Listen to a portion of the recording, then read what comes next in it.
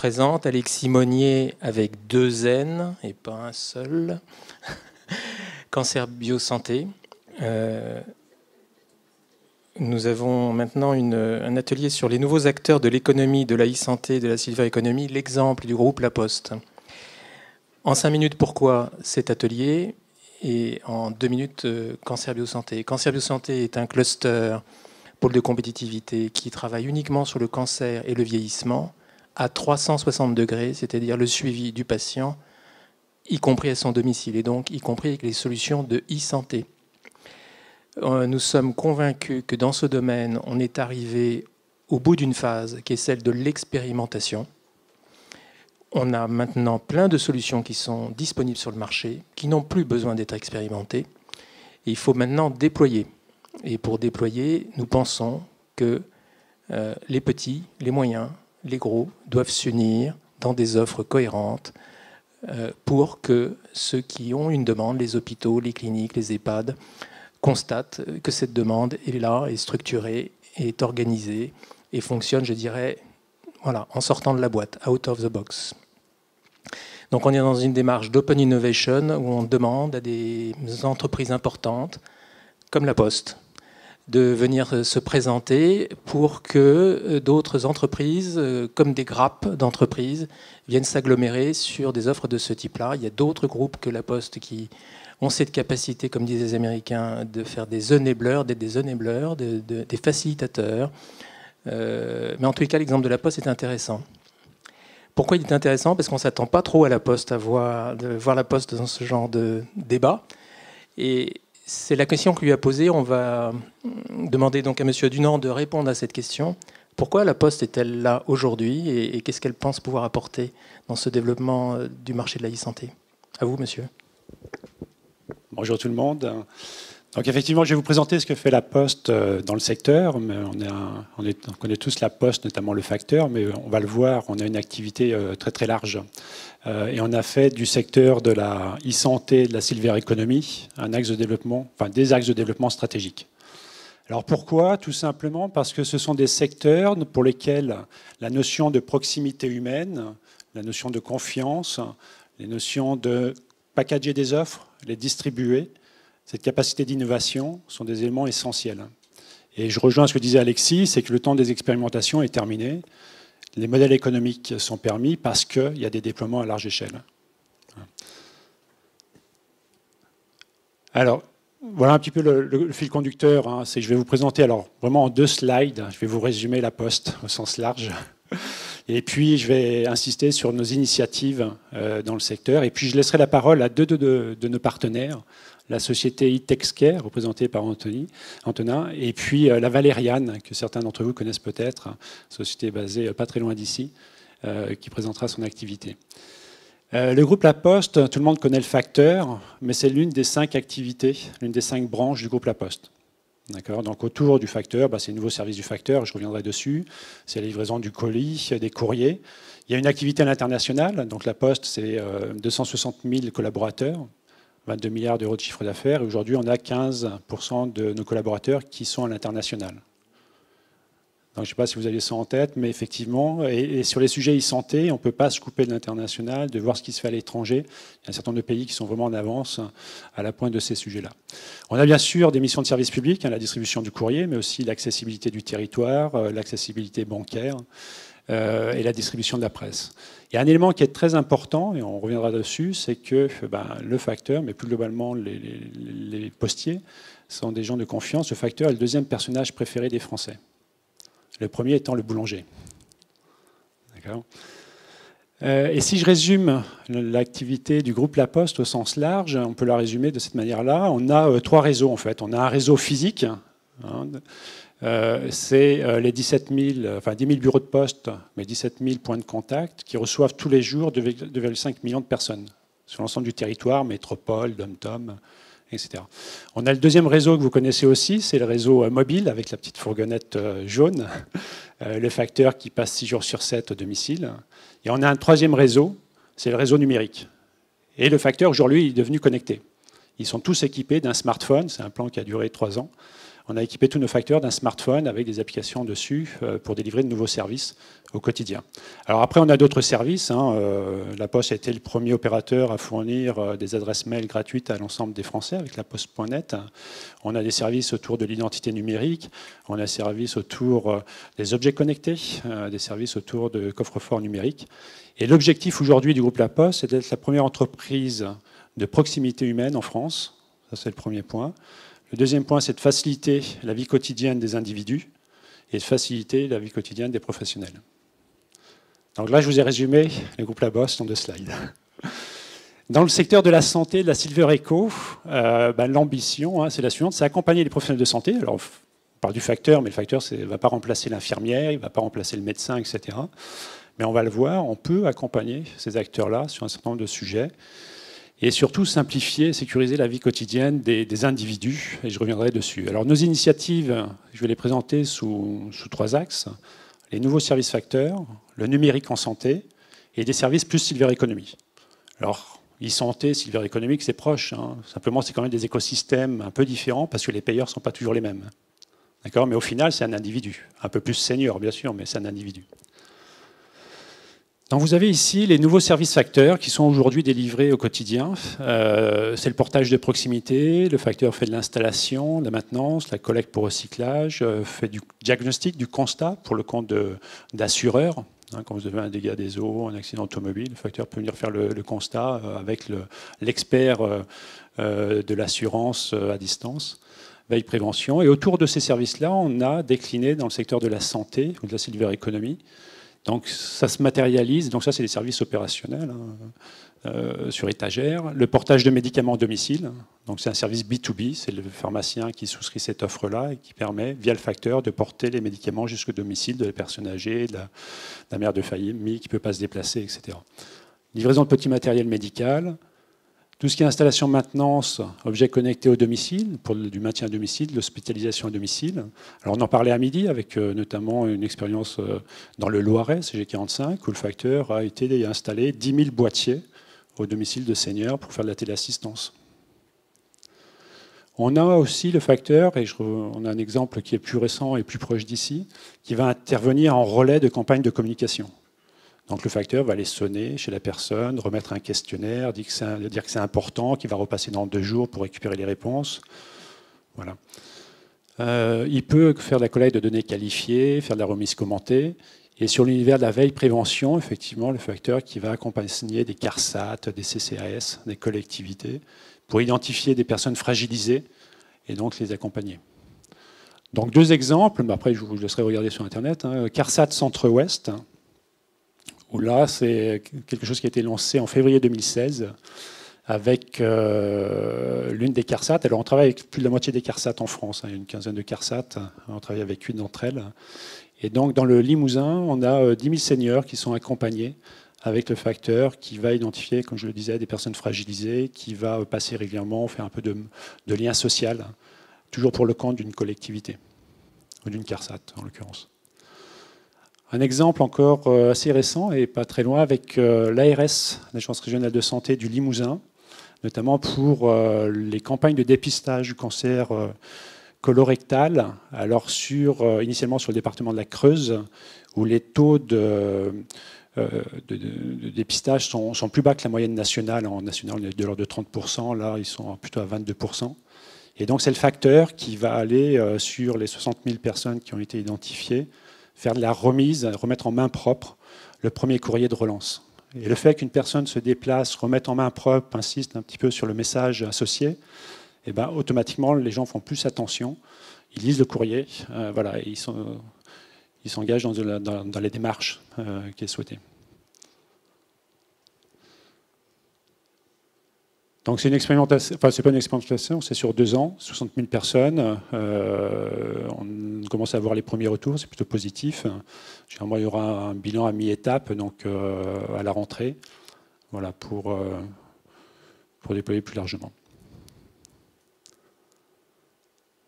Le deuxième axe, c'est le numérique en santé.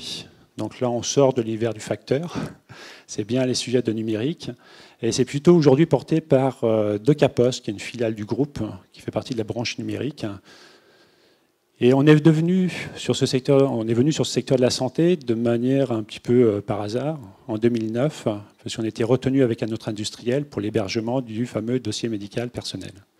Dossier médical partagé, DMP, voilà. On regrette qu'il n'y en ait que 500 000 en France et pas plus. Mais voilà, ça a été notre première initiative dans le secteur. Aujourd'hui, on est devenu le premier hébergeur de données de santé en France, notamment avec le dossier pharmaceutique qu'on opère pour l'Ordre national des pharmaciens. Donc là, c'est 35 millions de dossiers. C'est toutes les pharmacies de France, enfin 99,9% qui sont connectées. Il y a 10% des pharmacies hospitalières qui sont connectées. Et donc, vous avez l'historique des médicaments que vous achetez en pharmacie. Ce qui permet, quand vous partez en vacances, si vous avez oublié l'ordonnance, vous allez dans une pharmacie, elle a quand même l'historique. La pharmacie a quand même l'historique des médicaments que vous prenez et peut vous délivrer un traitement. On a un troisième agrément qui nous permet de stocker d'autres données de santé que le DMP et le DP. Et donc, on opère des services liés à la gestion de la relation client-patient. C'est des portails multicanal, c'est des sites web, des applications mobiles, de gestion du patient ou autres. Des services de gestion déléguée, notamment pour les mutuelles. On va recevoir les contrats de souscription à l'offre assurance santé avec tout le respect, parce que c'est de la donnée de santé, le questionnaire de santé. On va gérer ça pour leur compte. Gestion de plateformes industrielles de services avec des sujets aujourd'hui qui sont assez récurrents. On parle beaucoup de prévention santé. Et on a la chance d'avoir été retenu sur des projets assez emblématiques aujourd'hui. Il y avait notamment une intervention ce matin à ce que fait la MGEN, la Mutuelle Générale de l'Éducation Nationale, sur de la prévention santé, alors sur la sphère cardiovasculaire. Donc là, on a été retenu en tant que maître d'œuvre, hébergeur des données de santé, intégrateur des différentes solutions, parce qu'il y a des solutions de e-coaching, il y a des solutions de e-learning, il y a des solutions on intègre du contenu santé, etc. Aujourd'hui, c'est déployé sur 4 régions. Donc, il y a Midi-Pyrénées, Languedoc-Roussillon, Bourgogne-Franche-Comté, avec un objectif de déployer en national d'ici 2018. Un autre projet que vous avez certainement entendu parler, c'est Vigisanté de Malakoff-Médéric. Donc, c'est un programme de prévention santé globale pour les salariés des clients de Malakoff-Médéric. Et là, on héberge effectivement les données de santé avec tout le respect réglementaire qu'il faut avoir, parce que la mutuelle n'est pas censée accéder aux données de santé de ses assurés, de faire l'intégration avec les différents systèmes informatiques de l'assureur, etc. Une autre belle référence est Carte Blanche Partenaire, qui n'est pas forcément très connue, mais qui gère 7 millions d'assurés. Et donc là, on héberge les données de santé pour cet acteur-là et son SI assuré. Bon, autour de ça, il y a un certain nombre d'initiatives autour du télésuivi de patients, territoire de soins, Silver Economy. Et un sujet, on parlait tout à l'heure d'open innovation. On a des solutions, on a des briques, mais pour répondre largement aux besoins, on travaille avec des éditeurs, avec nos clients, dans des démarches de co-construction des services.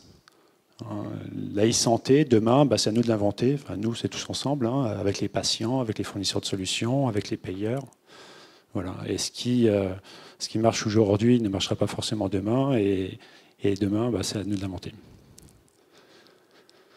Le troisième axe, c'est nos initiatives plus sur l'axe Silver Economy. Donc on a, et là ça révèle la collaboration grand groupe start-up. On a travaillé avec une start-up qui s'appelle Tikizi, qui avait développé une tablette senior avec une interface adaptée. On l'a testée dans une trentaine de bureaux de poste au départ. On a étendu à 100 bureaux de poste. Et aujourd'hui, à la rentrée, on passe en national. C'est-à-dire vous pourrez acheter cette tablette dans n'importe quel bureau de poste. Donc c'est une tablette assez simple, avec du contenu adapté, en termes notamment restitution, des services adaptés, voilà. Avec tout un accompagnement, c'est-à-dire que les seniors viennent en bureau de poste, il y a le personnel qui est là, qui les reçoit, qui leur explique la prise en main, comment ça marche, comment envoyer un SMS aux enfants, aux petits-enfants, surtout les petits-enfants, comment envoyer une photo, etc. Et on a de très bons taux de retour et d'appropriation, surtout sur des populations qui ne sont pas technophiles, qui sont un peu éloignées de ces sujets numériques. Et si on n'a pas l'accompagnement humain et de proximité, forcément, c'est des gens qui passent à côté et qui ne vont pas l'utiliser. Une deuxième initiative, toute récente, en termes de communication, parce que ça a été annoncé il y a 2 semaines, avec le territoire des Landes. Donc une expérimentation autour du maintien à domicile, bien vieillir à domicile, avec une quarantaine, une cinquantaine de seniors pour commencer. Donc là, avec des sujets de sécurité au domicile, de stimulation cognitive, de communication avec les proches et les moins proches, notamment le personnel médico-social. Voilà, et ça, un lancement à la fin d'année. Donc là, bien sûr, avec derrière du numérique, hein, parce que on parle d'objets connectés, on parle d'interfaces adaptées pour les seniors, de dimension humaine de proximité, donc le rôle du facteur qui peut intervenir dans un certain nombre de cas, qui ne va pas forcément remplacer les services de secours ou autres. Une autre offre, donc là, grand public, au sens lancé directement sur le marché, en B2C, c'est Veiller sur mes parents. C'est une offre qu'on lance à la rentrée également. Donc là, vous avez la possibilité de souscrire, notamment pour vos parents qui peuvent être éloignés, etc., le passage du facteur au domicile, 2 fois par semaine, 3 fois par semaine, 5 fois par semaine, 6 fois par semaine, pour s'assurer que tout va bien, pour faire un peu de lien social, etc. Il y a des personnes qui sont isolées et qui ne voient personne. Et donc savoir que effectivement le facteur est passé, tout se passe bien, ça rassure. Voilà. Alors après, l'idée c'est de proposer des services autres, hein, voilà, notamment de téléassistance, mais pas que.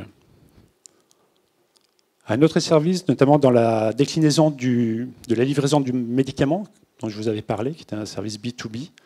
Là, c'est un service B2C, c'est-à-dire que vous aurez la possibilité de souscrire à ce service directement, de choisir une pharmacie à proximité. Et là, le facteur va venir chercher votre ordonnance et vous ramènera les médicaments. Donc, c'est lancé cet été en phase pilote sur la région de Bordeaux. Donc, il y a la dimension humaine, parce que forcément, la livraison, il faut bien la faire et il faut quelqu'un de proximité. Deuxième sujet, c'est que derrière, vous avez un portail de souscription, un site internet de souscription. Il y a beaucoup de SI, parce qu'il faut connecter ça avec les différents SI des pharmaciens, toute la chaîne, etc. Avec des sujets sensibles, hein, c'est de la donnée de santé. Hein, le fait que vous receviez un traitement à domicile, ça peut ne pas être anodin. Donc on garantit, en tant qu'hébergeur de données de santé, le respect de cette confidentialité. Le facteur aussi est assermenté, il faut le savoir. Voilà, donc en toute confidentialité, on opère le service. Alors une autre initiative qui est plus globale par rapport à ce qui a été présenté jusqu'à présent. Alors je ne sais pas où on en est en termes de timing. C'est bon ? C'est bon, parfait. On a dévoilé il y a 2 ans à Las Vegas. On a été à Las Vegas pour le faire. On a dévoilé une infrastructure qui s'appelle le Hub numérique, qui a été mise en place par Decapost, mais qui est présentée sous la marque La Poste. C'est une plateforme de gestion des objets et services connectés. Alors on parle beaucoup d'objets connectés dans tous les univers, le domicile connecté, la e-santé, la silver economy, le véhicule connecté, la gestion de l'énergie, etc.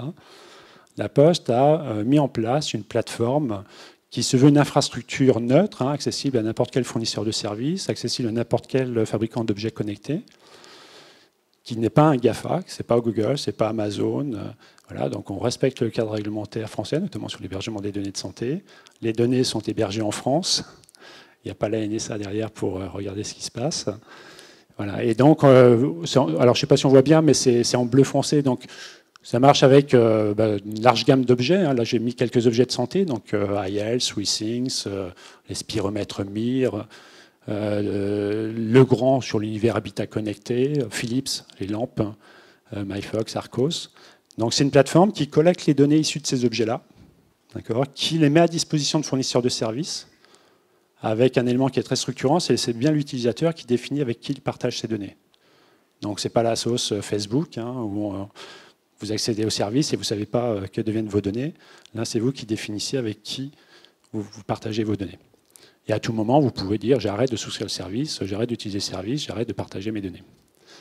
Et autour de ça, vous avez le fait d'une télécommande universelle qui vous permet de consolider l'ensemble de vos données de santé, l'ensemble des données issues de votre habitat connecté. Donc ça, c'est en collecte, mais en termes de restitution, après, vous pouvez piloter aussi ces objets-là. Et donc, ça ouvre quand même des univers de services très intéressants. Donc là, j'illustre avec un cas d'usage Silver Economy, mais après, vous pouvez prendre dans d'autres univers. Ici, vous avez des objets d'univers différents. Vous avez un petit bracelet connecté, donc dans l'univers wellness.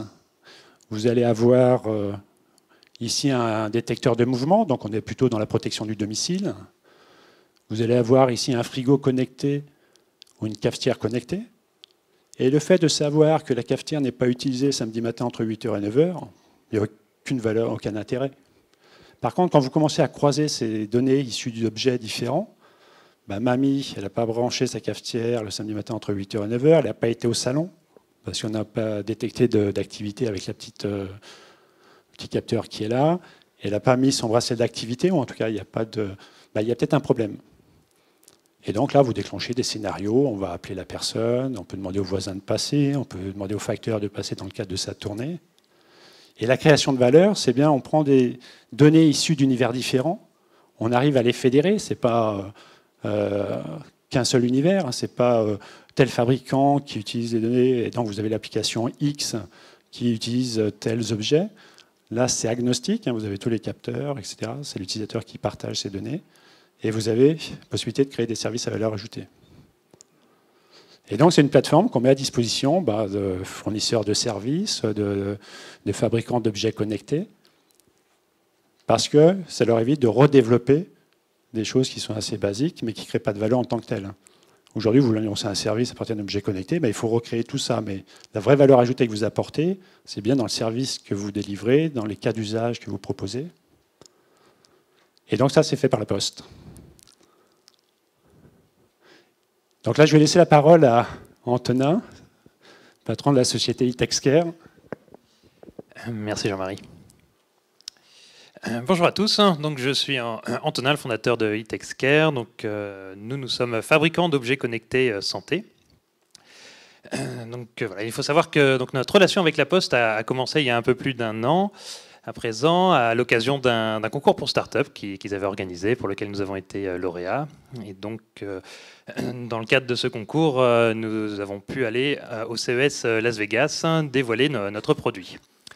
Et donc notre produit, il s'agit d'un thermomètre e-santé. Il s'agit de Tucky, le seul thermomètre permettant de suivre la température d'un enfant sans le déranger et sans déranger ses parents. Donc vous voyez, il s'agit d'un patch en fait que vous placez sous l'aisselle de l'enfant pendant toute la durée de sa fièvre. Donc ça va être 24-48 heures. Il est posé donc sous l'aisselle grâce à un adhésif double face hypoallergénique. Et ça va vous permettre aux parents ou aux médecins d'avoir accès à la température de l'enfant en direct et de conserver tout son historique. Et donc le gros intérêt, c'est de pouvoir voir un petit peu quel est l'effet du médicament lorsqu'on couche son enfant et qu'il a de la fièvre, on vient de lui donner un Doliprane. Donc on sait que ça va un petit peu mieux au moment où on vient de le coucher. Maintenant, grâce au suivi de la température en continu, on peut savoir si quelques heures plus tard, à 3 heures du matin, la température augmente ou non.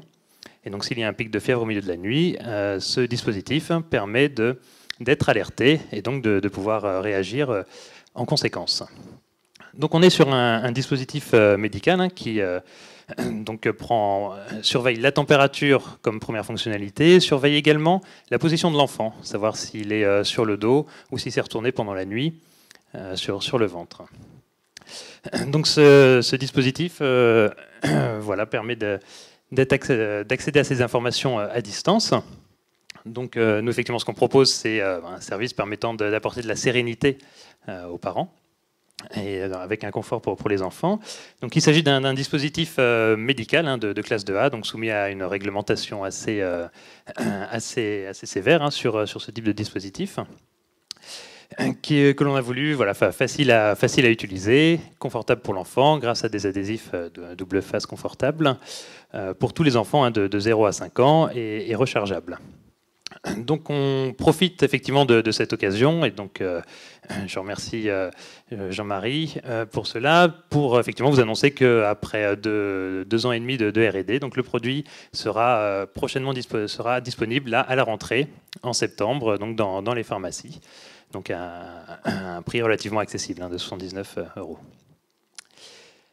Et donc notre relation avec la Poste, qui avait donc commencé à l'occasion d'un concours, se poursuit aujourd'hui, puisqu'effectivement nous avons choisi Doka Poste, Doka Santé, pour héberger nos données de santé, car il s'agit de données de santé, la température. Et donc grâce aux services proposés par la Poste, différents types de services sont possibles, comme l'accès à distance. Vous laissez votre enfant chez la nounou et vous pouvez avoir à votre travail, suivre la fièvre à votre travail. ou ailleurs. Vous pouvez partager du coup cette courbe de température avec le pédiatre, avec le médecin. Voilà, un certain nombre de services du coup sont proposés comme le partage d'informations entre les différents parents, éventuellement la grand-mère, etc., toute la famille. Donc tout un ensemble de services qui sont disponibles sur étagère et pour lesquels effectivement nous n'avons pas à développer, nous appuyons sur une solution déjà disponible. Voilà, donc je passe la parole à la Valériane. Bonjour. Donc, la Valériane, dont je suis le président fondateur, fondée en 2008, voilà déjà maintenant 8 ans. Je suis aussi également président de l'Institut du cancer d'Avignon, donc à la fois dans le monde hospitalier et à la fois dans le monde du numérique depuis 8 ans maintenant. Quand j'ai fondé la Valériane, ça reposait sur une vision où de plus en plus, et notamment en cancérologie, la prise en charge allait se faire hors de nos murs, mais que c'était très complexe de déplacer l'hôpital à domicile. J'avais été en France un des pionniers à faire des structures d'HAD en 92-93, vous voyez, ça commence à dater. Et il fallait trouver, par les nouvelles technologies, le numérique bien sûr, des voies et des solutions. Alors aujourd'hui, après 8 ans, on voit poindre ces solutions, et notamment une de celles-ci que je vais vous présenter maintenant, qui est effectivement la prise en charge des chimiothérapies orales à domicile. Problème complexe, un produit qui coûte très cher, très coûteux.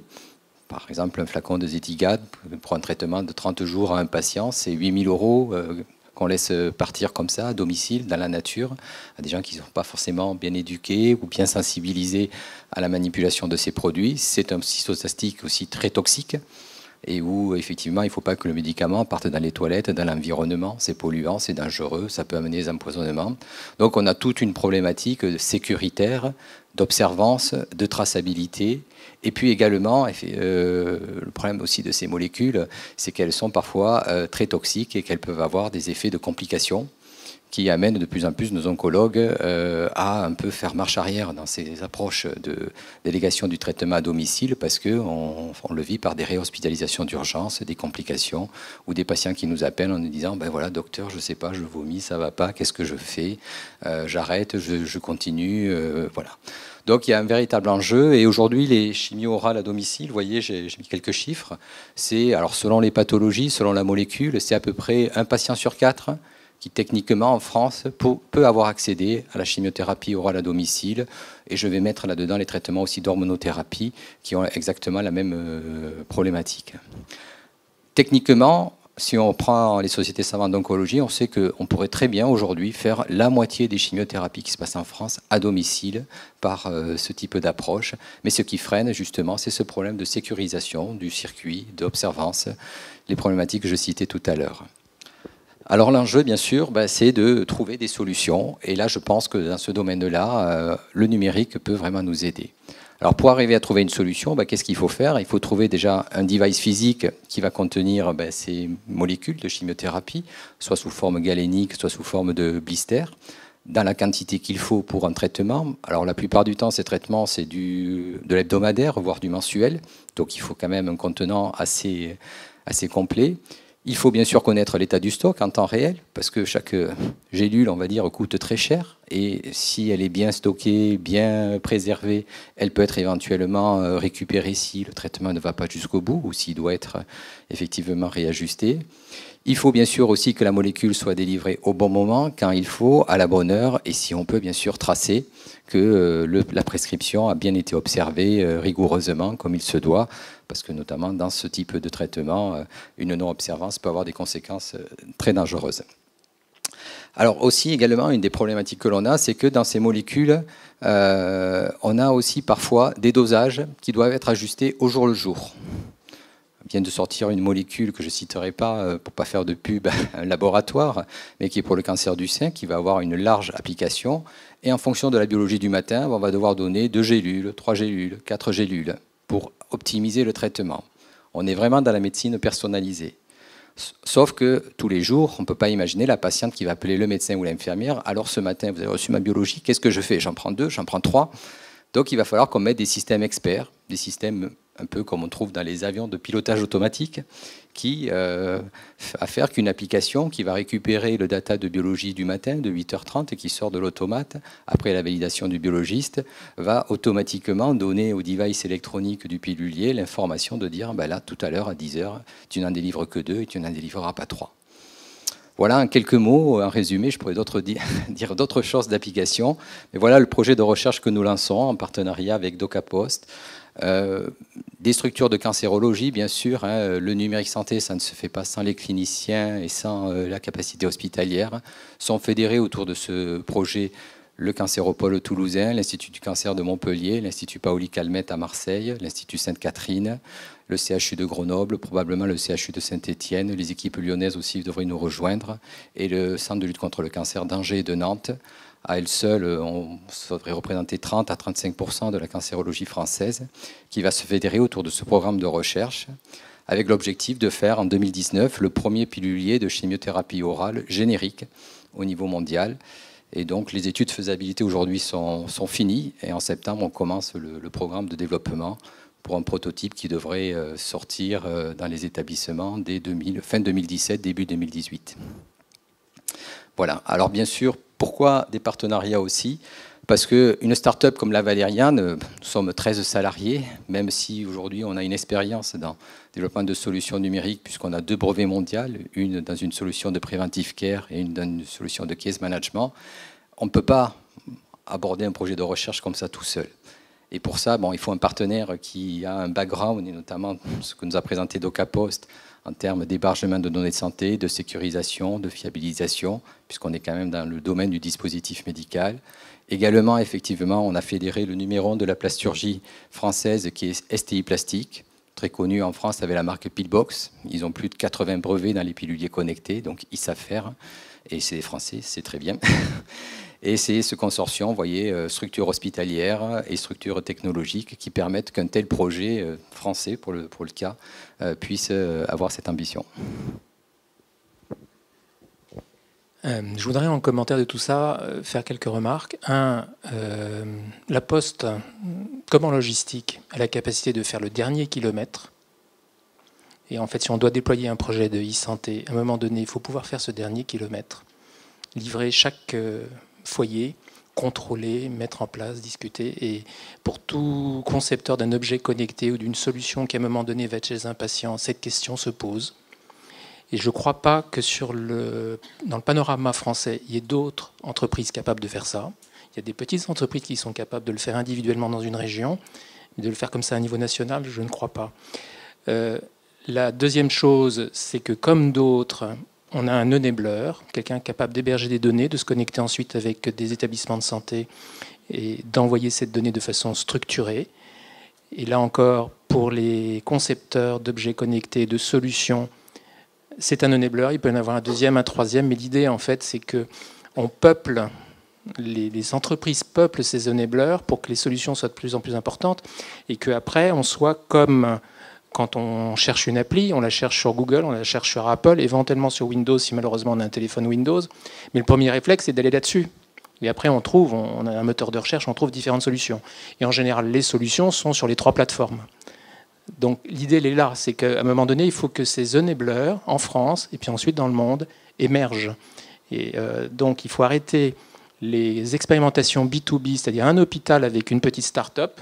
Il faut absolument passer à cette étape où les enablers viennent être peuplés par des entreprises, petites, moyennes et grandes, pour que cette offre soit identifiée à un moment donné par ceux qui la reçoivent, les hôpitaux, les EHPAD, les cliniques, et finalement, du coup, se tournent naturellement vers ces solutions-là. Alors, c'est quoi les objectifs de la Poste, là, maintenant? Ça, c'est différentes expérimentations. Vous avez des ambitions? Vous pouvez nous dire ce que vous avez envie de faire sur les 2-3 années à venir? Les expérimentations, enfin les projets qui ont pu être présentés en expérimentation ont pour objectif non pas d'expérimenter, parce que comme tu le disais, c'est plus le temps des expérimentations, c'est du prédéploiement. Donc on profite de déployer sur un territoire, d'affiner encore, etc. Parce qu'effectivement, enfin, on prend l'exemple de la tablette ardoise, il y a un enjeu d'appropriation de ces services, y compris par notre réseau de distribution, les facteurs, etc. Les questions qui peuvent être posées, améliorer nos FAQ, améliorer les réponses que l'on peut apporter. Et donc on le prédéploie sur un territoire avec l'ambition derrière de le déployer le plus largement possible en national et voire au-delà. J'ai une question pour la Oui. Poste, si possible. Comment la Poste va s'organiser en termes de déploiement par rapport à toute cette logistique? C'est-à-dire, je suis patient, j'ai besoin d'un médicament le médecin passe à 16h chez moi, je fais comment? Je téléphone, le facteur va venir à un moment donné à 17h avec le paquet de la pharmacie. Alors, en termes de logistique? Oui, là vous parlez d'un projet en particulier par rapport à un projet de livraison de médicaments. Donc, j'ai retenu ça, c'est un exemple. Oui. En termes de logistique, comment les choses peuvent s'organiser? En fait, on a un réseau de distribution qui est très compliqué en fait. Donc, pour faire simple, vous avez effectivement la tournée du facteur avec le fait qu'il va passer entre 10h30, 13h. Voilà, un peu plus, un peu moins, en fonction du nombre de livraisons qu'il a à faire, de colis, de distance, etc. Et puis, vous avez aussi des tournées dédiées. Donc, on a aussi des facteurs, mais qui ne sont pas là à faire une prestation dans le cadre de la tournée distribution de courrier, qui vont intervenir spécifiquement. D'ailleurs, quand vous lisez la presse, un certain nombre de choses qui sont faites, y compris le passage le soir dans certaines villes, des choses qui ont été mises en place, où le facteur va passer à partir de 19h. Parce que c'est le seul moyen de toucher les personnes. Voilà. Mais ça, après, c'est une problématique industrielle qui aujourd'hui est bien gérée. Après, sur le dimensionnement, ça dépend des projets. Quand vous êtes sur un territoire avec 10 000 prestations à réaliser, ce n'est pas la même chose que si vous avez 50 000 prestations à réaliser sur l'ensemble du territoire national. Donc on a fait par exemple l'installation de petits boîtiers pour le passage de la TNT haute définition. Des projets avec certaines mutuelles pour faire des campagnes de prévention santé voilà, sur l'ensemble du territoire. Et donc là, en fonction, on part du besoin de ce qu'il y a à faire et on adapte en conséquence l'outil industriel avec les contraintes que l'on peut avoir, hein, clairement. Mais on essaie de trouver des solutions. Et je reviens sur ce qui a été dit, c'est qu'on est de plus en plus dans la co-construction des solutions. Sur des cas réels, concrets, et les exemples que vous avez cités, c'est aussi ça, c'est d'accompagner, c'est le fait de travailler ensemble avec des acteurs moins gros que la Poste, plus petits, plus agiles, sans aucun doute, mais aussi avec la force d'un acteur comme nous. Vous avez dit tout à l'heure que vous aviez un programme de sélection de start-up pour les mettre en avant. Je crois que vous êtes allé à Las Vegas. Absolument. Hein, ouais. Et qui a été un bon tremplin en termes de communication. Oui. Et à la Poste, il y a aussi un accompagnement financier éventuel de start-up en dehors de celui-là. Alors ça, c'était la première édition du concours French Chaotique qu'on a lancé l'an dernier. Donc Antonin a été l'un des lauréats. Il y a eu plus de pratiquement 500 dossiers, 500 projets qui ont été soumis. Il y a eu 100 lauréats. Et les 15 premiers étaient embarqués au CES de Las Vegas avec la prise en charge d'un certain nombre de frais par la Poste. On vient de lancer la deuxième édition. Alors je suis désolé parce que ça s'est terminé il y a quelques jours. Mais il y avait 4 thématiques, dont une thématique santé, alors au sens large, hein, pas que sanitaire, mais aussi médico-social, wellness, etc. On est en train d'analyser les dossiers et on devrait révéler là, très prochainement les lauréats de cette deuxième édition. Et effectivement, pour ces lauréats, il y a un accompagnement, un accès privilégié au hub numérique. Et après, ça dépend des projets. Il y a des projets très intéressants où on construit, on va discuter directement avec la société lauréate, qui peut être une start-up, mais aussi une PME innovante, voilà, une entreprise beaucoup plus historique, entre guillemets, qui a un projet innovant, intéressant, que l'on peut accompagner aussi. Voilà. Et ce n'est pas qu'un accompagnement financier, c'est aussi un accompagnement, entre guillemets, industriel, c'est-à-dire des expertises, des compétences et des solutions, avec derrière comment on peut déployer largement ces solutions. Alors, après, on ne va pas forcément aujourd'hui trouver le thermomètre connecté dans un bureau de poste. Il y a des réseaux de distribution beaucoup plus adaptés, mais ça fait partie des sujets que l'on discute. Suivant les sujets, il y a une porte d'entrée à la Poste, c'est un groupe immense, si on a envie, à part vous. Après, on est toute une équipe, hein, donc il n'y a pas que moi, effectivement. Mais n'hésitez pas à revenir vers nous si vous avez des projets, effectivement, sur ces sujets-là. Et en fonction du projet, on orientera vers les bonnes personnes, soit plutôt des services facteurs, soit plutôt du numérique en santé, soit des services plus Silver Eco. Voilà. Le champ des possibles est quand même très très large. Donc, Est-ce qu'il y a des questions, remarques dans la salle ?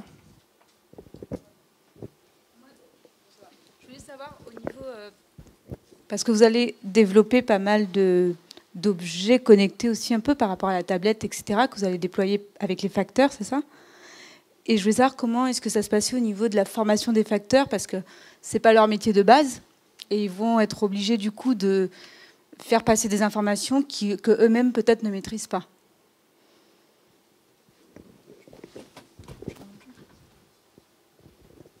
Alors, oui, effectivement, il y a toute une organisation, ça rejoint la question précédente. Hein, c'est effectivement quand on dit on prélance un service dans le réseau, il y a un accompagnement. Alors, quand je dis facteur, c'est pour résumer, parce que l'organisation d'un bureau postal est plus complexe que ça. Mais on va former les gens, on va les accompagner. Alors forcément, il y en a qui sont plus, parmi les collaborateurs du groupe, hein, qui sont plus technophiles, qui sont plus à l'aise avec ces nouvelles technologies, d'autres qui s'y mettent aussi. Voilà. Et puis il y a le fait d'expliquer sommairement les fonctionnalités pour que les personnes puissent être intéressées. Et après, comme je disais, il y a un accompagnement, c'est-à-dire que ces bureaux de poste proposent des ateliers. Donc les gens qui ont acheté la tablette peuvent après revenir en semaine, voilà, sous forme d'ateliers, beaucoup plus dédiés à telle et telle fonctionnalité. On le voit sur les gens qui ont acheté ces devices, hein, enfin ces tablettes. C'est des gens qui globalement débutent en informatique. Donc, comment on allume la tablette, comment on l'éteint, enfin, ça paraît bête, mais il y a aussi ça à prendre en compte. Comment envoyer un message, comment prendre une photo, comment accéder à du contenu. Donc là, il y a eu des partenariats qui ont été noués avec des acteurs un peu plus spécialisés pour avoir du contenu adapté. Donc là, il y avait le logo Notre Temps, par exemple, ou Bayard Presse. Voilà, du contenu adapté, des fonctionnalités plus adaptées. Alors, on prévoit, nous, d'enrichir ces fonctionnalités-là. Mais en fonction des utilisateurs, il y en a qui effectivement ont déjà le niveau pour accéder à de nouvelles fonctionnalités, et puis d'autres qui sont sur les fonctionnalités basiques, sans que ce soit péjoratif. Hein, voilà, et il y a un accompagnement qui est mis en place. D'autres questions? Non? Tout est clair? Bon, en tous les cas, faites pas des applications trop compliquées au départ, s'il vous plaît. C'est pas que pour le facteur, c'est aussi pour que ça se vende ou que ça fonctionne, hein, et que ça marche. Eh bien, si vous en avez fini, merci d'être venus si nombreux à cette invitation. Bonne université.